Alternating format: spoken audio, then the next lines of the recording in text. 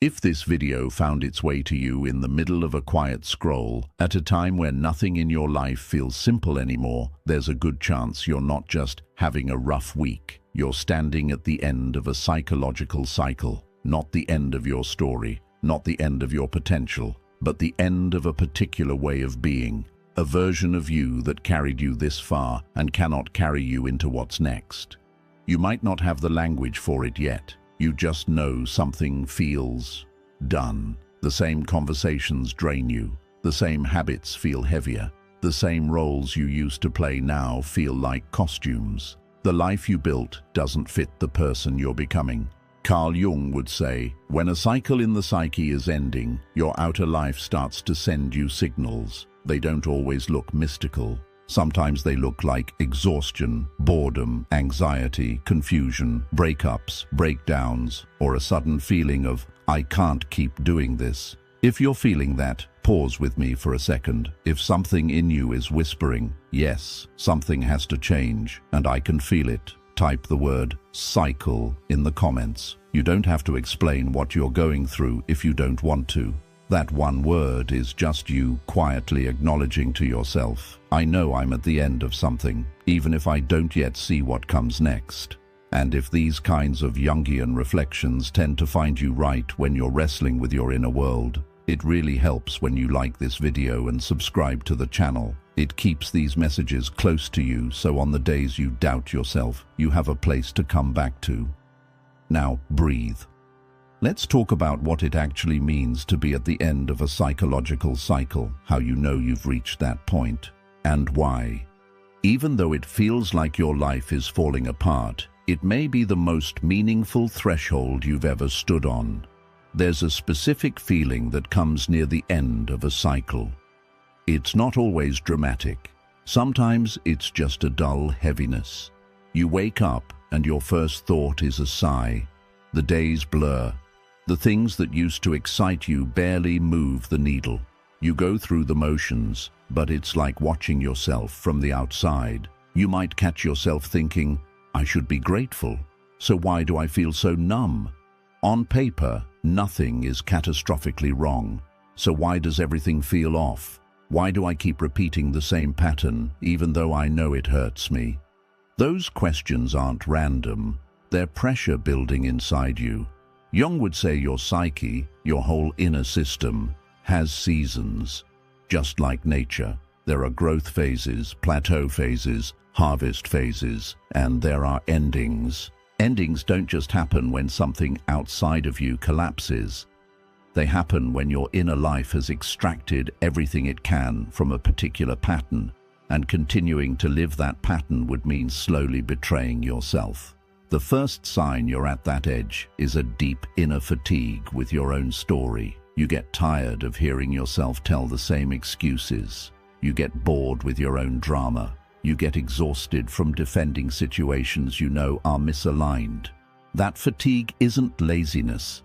It's your psyche pulling the plug. I won't fuel this much longer, your deeper self is saying. Even if your mind is scared to change, your soul has already started withdrawing energy from what no longer serves you, so you feel split. Part of you is clinging, this is all I know, this is safe, this is familiar. Another part of you is whispering, this is over, you know it. That internal split is what makes the end of a cycle so uncomfortable. You are standing with one foot in the old chapter and one foot hovering over the new one with no bridge in sight. Jung would tell you, the discomfort is not a sign you're failing, it's a sign something new is trying to be born. But birth requires death. At the end of a psychological cycle, something has to die. Not you, but a role, a pattern, a fantasy, a relationship to yourself that you can no longer survive inside of. Maybe you're at the end of the cycle where you keep accepting love that hurts more than it heals. You keep making yourself emotionally small so others don't feel insecure. You keep abandoning your boundaries so you're not too much. You keep delaying your own life waiting for permission that never comes.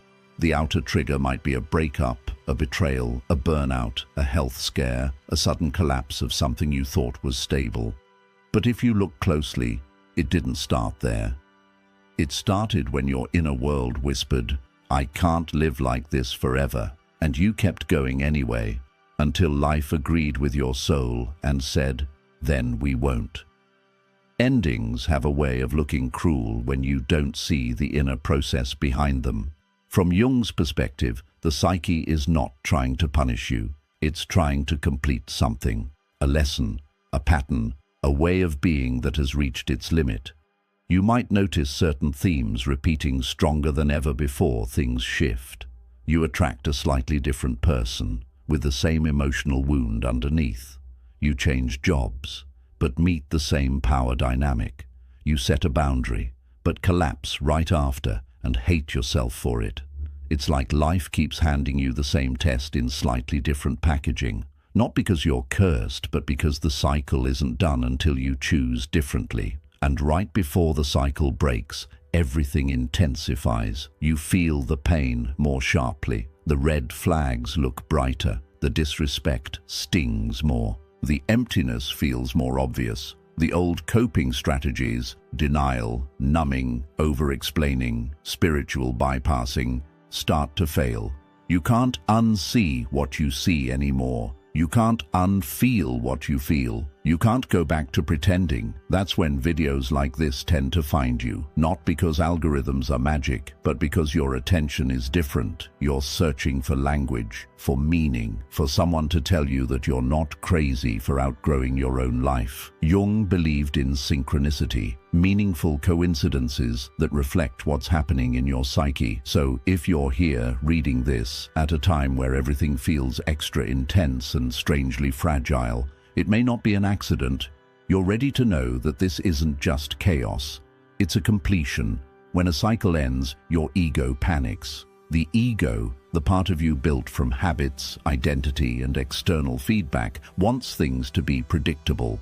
It doesn't care if you're fulfilled. It cares if you're familiar. So at the end of a cycle, you might hear thoughts like, "Who am I if I'm not the one who always fixes everything? What if I never find another relationship? What if setting this boundary makes everyone leave? What if I let go and nothing better comes?" That fear is not proof you should stay. It's proof you're standing at the edge of a version of yourself that doesn't believe you deserve more. Jung often said we don't become whole by staying in what's comfortable, but by facing what we fear and integrating what we've avoided. The end of a psychological cycle is usually the point where you cannot unknow your own worth. You cannot keep betraying yourself and stay sane. You cannot keep calling chaos love and expect peace. You cannot keep shrinking and still breathe. So something in you begins to reach for more, even if more is still blurry and terrifying. This is why you might feel strangely double right now. Half of you is grieving, half of you is relieved. You replay the good moments of the old cycle and cry. You replay the worst moments and think, "I'm never doing that to myself again." You miss what you had, and at the same time you feel in your bones that going back would kill something essential in you. If you've been feeling this inner split, by the way, and you haven't yet, take a second to like this video and subscribe. It's a small act of saying, I'm choosing content that speaks to the part of me that wants to grow, not the part that wants to stay asleep. As a psychological cycle ends, your relationship with your shadow changes too. The shadow is everything you've suppressed. Your anger, your unmet needs, your jealousy, your resentment, your desires, your vulnerability, your power. In the old cycle, you probably survived by pushing those parts down. You kept smiling when you were in pain. You kept forgiving when you were still bleeding. You kept understanding others while no one tried to understand you. You kept playing small so others could feel big. At the end of a cycle, that shadow refuses to stay quiet. You might find yourself angrier than usual, less tolerant of disrespect, more upset by the same comments you used to laugh off.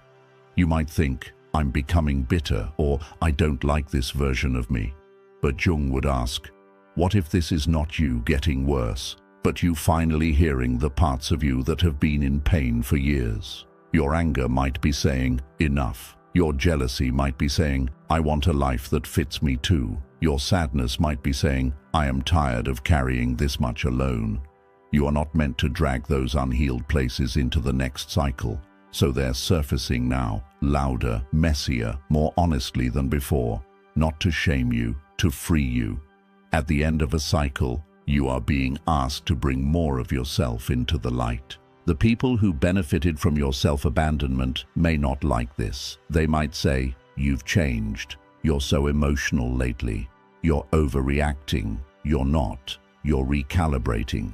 Changing how you react is part of ending the cycle. Where you used to say yes, you start saying no. Where you used to explain yourself endlessly, you start going quiet and choosing action instead. Where you used to tolerate mixed signals, you start stepping back. Where you used to cling, you start releasing. It feels unnatural at first.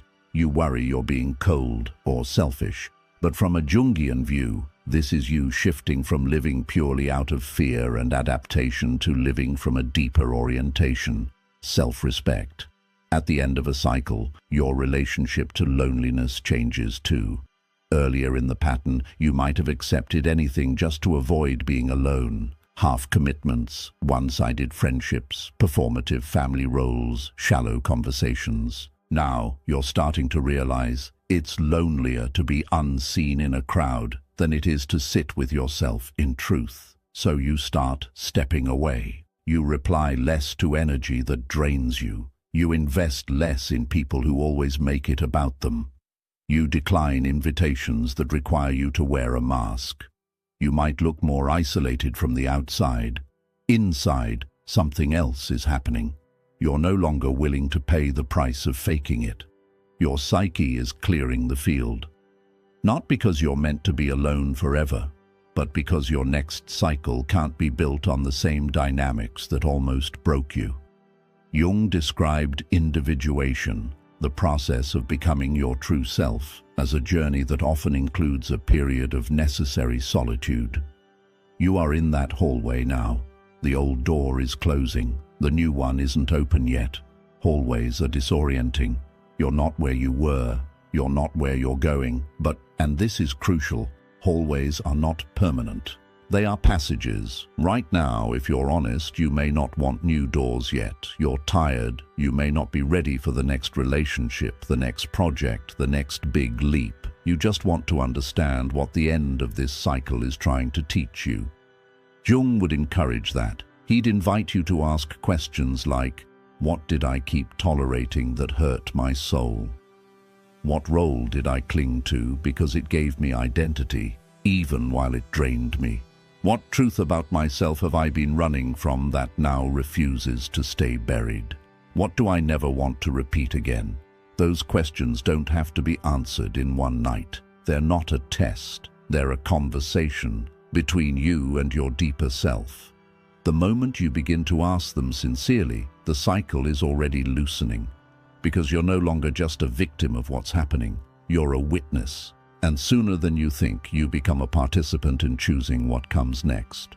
If some part of you is thinking, this is exactly where I am, and you haven't yet, you can type cycle in the comments as your own quiet marker. I acknowledge this ending, and I'm willing to let it complete. Near the end of a cycle, you also start to feel little flashes of your future self, not as a fully formed person, but as moments. Moments where you say no and feel strangely strong instead of guilty. Tell the truth in a conversation and feel relief instead of panic. Let a message go unanswered and feel peaceful instead of anxious. Treat yourself with a level of care that once felt selfish and now feels right. Those small actions are not random. They're glimpses of the next cycle, one where your nervous system is not constantly in fight, flight, or fawn. One where you don't build your identity on being needed. One where your love for others doesn't require abandoning yourself. Jung would say, your psyche is already rehearsing your next level. Every time you choose differently, you are making a tiny crack in the old pattern. Enough cracks, and the pattern can no longer hold you. One day you realize you haven't texted that person back in months. You haven't gone back to that environment in weeks. You haven't believed that old lie about yourself in days. And in that realization, you feel something unexpected. Space. Space in your body. Space in your calendar. Space in your mind. Endings hurt, but they also create space. That space is where new connections, new insights, new opportunities, new forms of love can land. The ones that match who you are becoming, not who you had to be to survive. You don't have to fill that space quickly. You don't have to rush into the next relationship or project just to avoid feeling uncomfortable. You are allowed to let the field lie fallow for a while, to rest, to process, to let your system remember what enough feels like without chaos. Because here's the thing, the end of a cycle is not just about what you're leaving. It's about what you're finally becoming available for. Peace, clarity, honest love, work that doesn't crush your soul, self-talk that isn't constant self-hatred. These aren't fantasies, they're directions. If you treat this ending as an initiation rather than a punishment, you begin to move in those directions, step by step. You start setting boundaries not to fight the past, but to protect the future.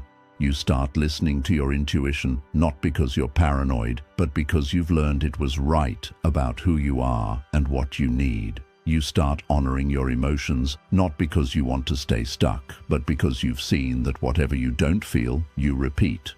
If you've come this far in this video, some part of you is already doing this work. You're not just suffering through the end of a cycle. You're trying to understand it. You're asking for meaning. You're asking for guidance. You're asking, how do I not waste this pain? And that intention alone is powerful.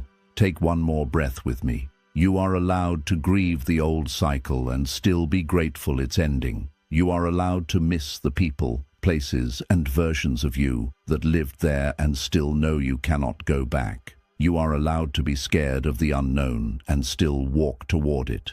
From a Jungian lens, you are not just losing a life. You are shedding a skin. The person you were does not disappear. They become part of your story. The one who survived, who tolerated, who tried, who didn't know yet what they know now. Honor them, thank them, and then, when you're ready, let them rest. The cycle they lived in is ending. A new one is forming around the choices you are making now, around the truths you're finally admitting, around the boundaries you're finally holding, around the love you're finally learning to extend to yourself. If this found you at the edge of your own breaking point, let it also be a beginning point. If this spoke to you, it really helps when you like the video and subscribe. It tells the algorithm that there are souls out there who want depth, and it helps this little corner of the internet stay alive for you and people like you. And when you're about to sleep tonight, which is often when the fear, the memories, and the what-ifs get the loudest, you don't have to let the old cycle tuck you in. At the end of this video, a playlist will appear on the end screen. If this resonated, hit play, let it run softly as you drift off.